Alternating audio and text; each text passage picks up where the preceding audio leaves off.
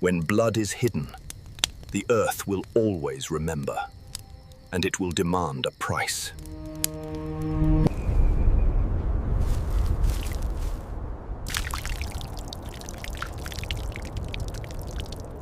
Not all weddings end with laughter. Some end with silence and curses too heavy to bury. When a bride disappears, the village trembles.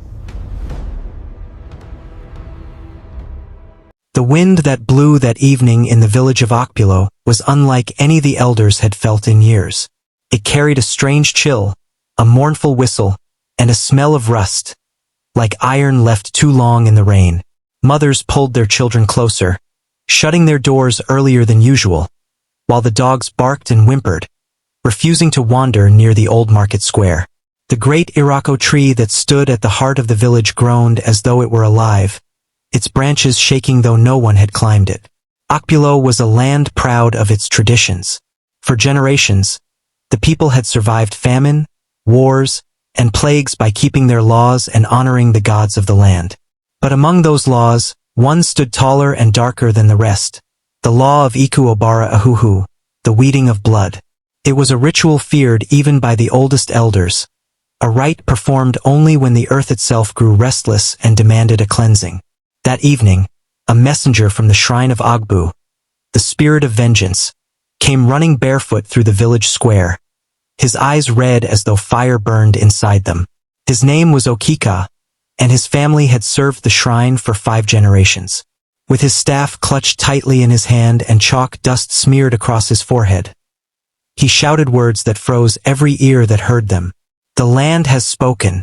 The curse of hidden blood is upon Okpulo. The weeds of blood must be uprooted, or this village shall drink sorrow until the rivers run dry. The villagers gasped, some falling to the ground in shock. Others spat into the dust, whispering prayers to ward off evil. But everyone knew what his words meant. Someone in the land had shed blood unjustly, hidden it, and allowed it to rot beneath the earth. Blood left unatoned was poison, and poison spread like fire in dry grass. Chief Nadazi, the oldest living man in Okpulo, came out from his hut, leaning on his carved walking stick. His white hair, tied with a red cloth, shimmered under the moonlight. "Okika," he said in a voice that carried authority. "Speak clearly. Who has stirred the wrath of the gods? Who hides blood among us?" Okika trembled. "The shrine reveals only shadows, chief. But it is clear, the blood was spilled at a place of joy, a place where songs should rise, but instead cries were buried.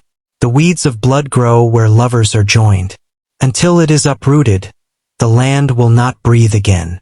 The crowd murmured. A place of joy, lovers joined? Then realization struck like thunder. Weddings. The gods were speaking of weddings. For years, whispers had haunted Okpulo that not all weddings in the land were blessed. Some couples had vanished after their vows.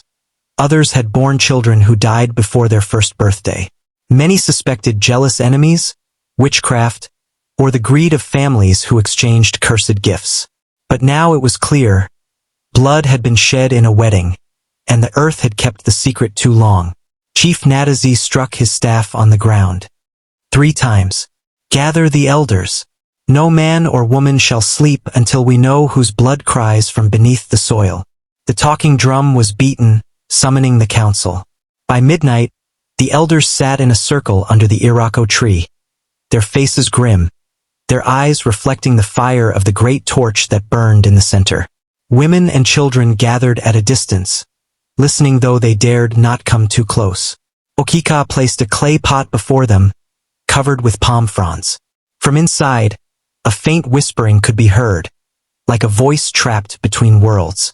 He poured libation of palm wine onto the earth, chanting incantations in a language older than Okpulo itself. Slowly he lifted the palm fronds. The pot was empty, yet a thick red stain spread inside it as though fresh blood had just been poured.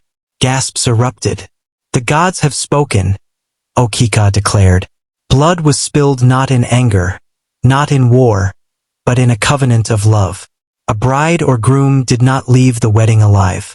Their blood was buried beneath feasting and laughter. And until the weeds are pulled out, no union in this land shall know peace. A cold silence gripped the gathering. Chief Natazi turned to the other elders.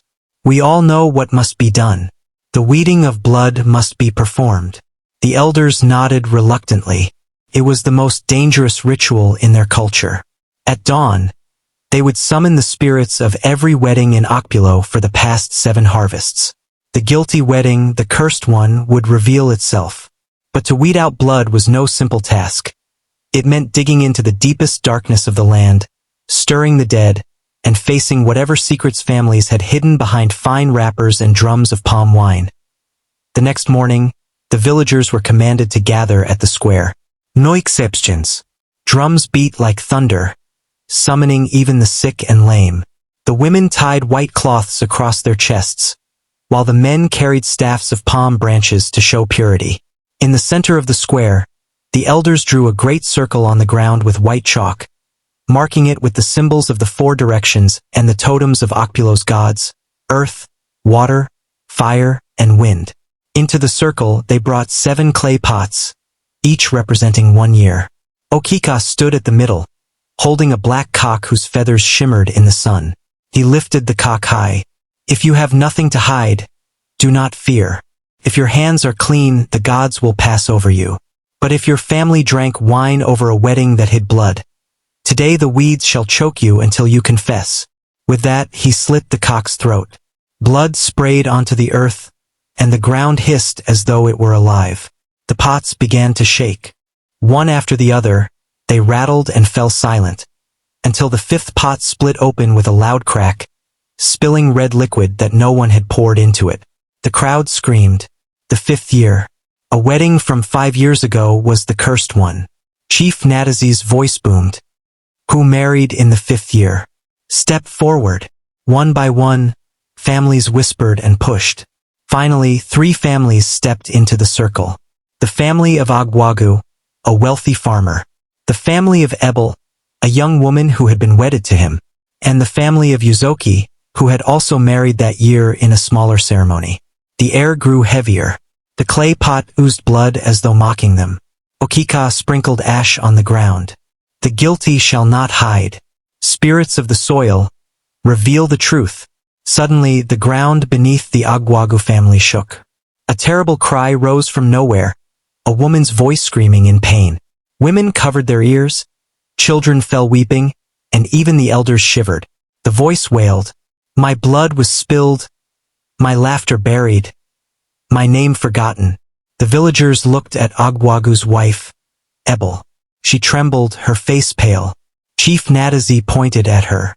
"Woman, speak. What blood was spilled in your wedding?" Ebel burst into tears, falling to her knees. "It was not my doing," she cried. "But it is true, blood stained my wedding day. A maiden, Onyema, was killed in secret. She was my friend, my bridesmaid. She died because she wore my beads and someone wanted me dead." A loud gasp tore through the crowd.